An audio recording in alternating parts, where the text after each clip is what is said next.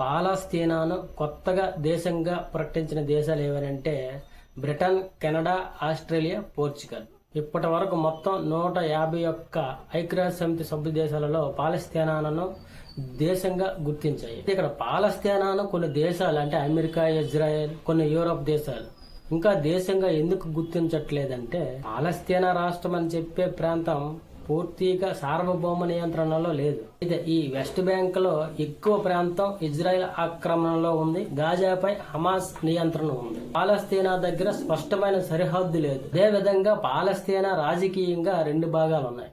Fattah west bank లో ఉంది, Hamas గాజాను నియంత్రణలో ఉంది. ఈ విభజన వలన పాలస్తీనా ఒక ఏకైక ప్రభుత్వం కాదు కాబట్టి దేశంగా గుర్తించలేం అని వాదిస్తున్నాయి కొన్ని దేశాలు. అదేవిధంగా ఇజ్రాయెల్, అమెరికా మద్దతు కాబట్టి అమెరికా పాలస్తీనాను దేశంగా గుర్తించదు. అమెరికా మద్దతున్న దేశాలు కూడా మరి పాలస్తీనాను దేశంగా ప్రకటించు. ఇక్కడ ఇజ్రాయెల్ కు వ్యతిరేకంగా వెళ్లడం అంటే అమెరికా సంబంధాలు దెబ్బతింటాయి. హమాస్ ని అమెరికా, ఇజ్రాయెల్, EU దేశాలు టెర్రరిస్ట్ ఆర్గనైజేషన్ గా గుర్తించాయి. అందువలన ఇలా గుర్తిస్తే ఉగ్రవాదం బలపడుతుందనే భయంతో కొన్ని దేశాలు అంగీకరించట్లేదు. మొత్తం మీద పాలస్తీనాను దేశంగా గుర్తించకపోవడానికి కారణాలు ఏమనంటే సరిహద్దు స్పష్టంగా లేవు, పాలస్తీనా రాజకీయంగా విభజించి ఉంది, అమెరికా, ఇజ్రాయెల్ ఒత్తిడి. పాలస్తీనాకు 151 దేశాలు కూడా దేశంగా ప్రకటిస్తే మరి ఐక్యరాజ్య సమితిలో మాత్రం అది సభ్యత్వం పొందలేకపోతుంది. దానికి కారణం అమెరికా. శాశ్వత సభ్య దేశాలు ఉన్నాయి కదా, అందులో అమెరికా ఒప్పుకోవట్లేదు. అమెరికా వీటో ప్రకటించడం వల్ల పాలస్తీనాకు సభ్యత్వం రావట్లేదు. అయితే ఇక్కడ పాలస్తీనాను పూర్తిగా దేశంగా ప్రకటించి ఐక్యరాజ్య సమితిలో సభ్యత్వం ఇస్తే ఏం జరుగుతుందంటే దేశంగా గుర్తించబడే పాలస్తీనా సార్వభౌమ రాష్ట్రం అవుతుంది. ఇజ్రాయెల్ ఆక్రమించిన ప్రాంతాలపై ఇది స్వతంత్ర దేశ భూభాగం అనే అంతర్జాతీయ చట్టం గుర్తిస్తుంది.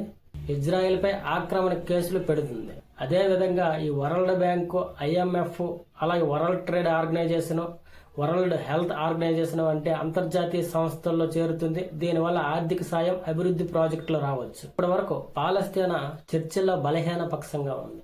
దేశంగా గుర్తిస్తే ఇజ్రాయెల్ తో సమాన స్థాయిలో చర్చలు చేయగలదు. దాంతో శాంతి ఒప్పందాల కోసం మరింత బలం వస్తుంది. అదే విధంగా స్వాతంత్రంగా దేశం ఉంటే విదేశీ పెట్టుబడులు రావచ్చు. ఇతర దేశాలు నేరుగా పాలస్తీనాతో వ్యాపారం చేయగలరు. ఎగుమతులు, దిగుమతులు, పన్నులు, మౌలిక వస్తువుల ఆర్థిక లాభాలు కలుగుతాయి. దేశాలతో రక్షణ ఒప్పందాలు కుదుర్చుకోవచ్చు. అంతర్జాతీయ శాంతి బలగాలు మద్దతు పొందే అవకాశం ఉంటుంది. అయితే ప్రస్తుతానికి పాలస్తీనా ప్రజలు శరణార్థులుగా ఉన్నారు. దేశంగా ఉంటే వారి జాతీయ గుర్తింపు లభిస్తుంది. అంతర్జాతీయంగా ఉద్యోగాలు, విద్యలో వీళ్ళకి సౌలభ్యం లభిస్తుంది. పాలస్తీనా దేశం అయితే ముస్లిం దేశాలు మరింత సహాయం, పెట్టుబడుల రక్షణ అందిస్తాయి. సింపుల్ గా చెప్పాలంటే రాజకీయ బలం, ఆర్థిక అవకాశాలు, అంతర్జాతీయ రక్షణ, ప్రజల గుర్తింపు. కానీ ఇక్కడ ఇజ్రాయెల్ మాట ఏంటంటే పూర్తిగా హమాస్ ఉగ్రవాదులను అంతం చేస్తాం. ఇజ్రాయెల్ ఈ యుద్ధంగా ఆగితే ఇజ్రాయెల్ రేపు మనుగడకే కష్టమవుతుంది. ఎందుకంటే చుట్టుపక్కల కూడా ఇజ్రాయెల్ కి శత్రువులే. ఇజ్రాయెల్ పూర్తిగా గాజాని ఆక్రమించినంత వరకు కూడా నిద్ర పట్టదు.